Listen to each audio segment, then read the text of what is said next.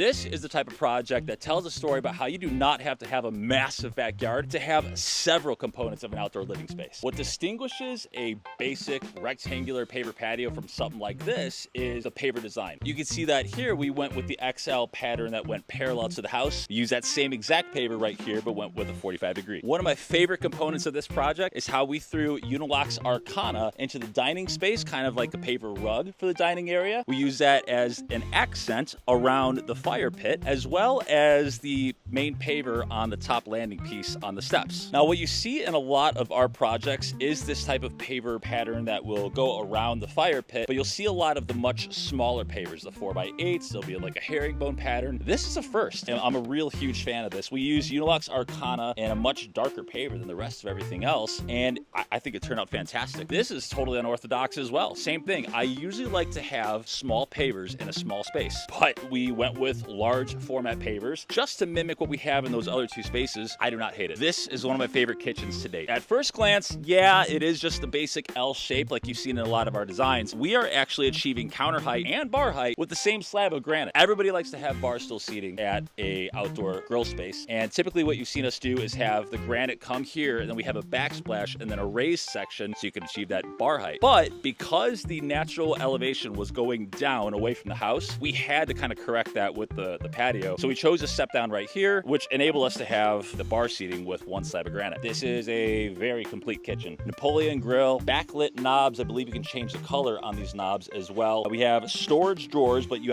always have to have access up underneath the grill right there. We have some pull-out drawers for cooking utensils, oven mitts, trash, all that kind of stuff, and a refrigerator for all of your craft beers. All right, next up, we're going to talk about the lighting on this project, and there's a lot. We have light shining down on a lot of elements that are vertical. So wherever we have a overhang, like we have on the granite right here, we have a light shining down, have a light shining down on that side as well. You can see in the pillars, light shining down. And then in a handful of really fun spaces, we have in lights shining up. So these are lights that are drilled right into the paver. We run the wiring all underneath the patio. And when this is dark enough, you have light highlighting that corner, that corner, that corner. Those in lights also carry over into this space, and we outline the four corners of the dining area. In lights also go into the fire pit space, even though, and I know people are like, well, why do you need that? You have the fire pit right here. Why not? Why not? It's just another vertical element to highlight. And then, of course, the light that the fire pit gives off. We use nothing but warming trends, brass burners for our projects. We've used a lot of burners in the past, far inferior. This thing gives a lot of heat. If that camera's any good, it's picking up the sweat coming off of my brow right now. Last but not least, we got Italian bistro lights hanging from the custom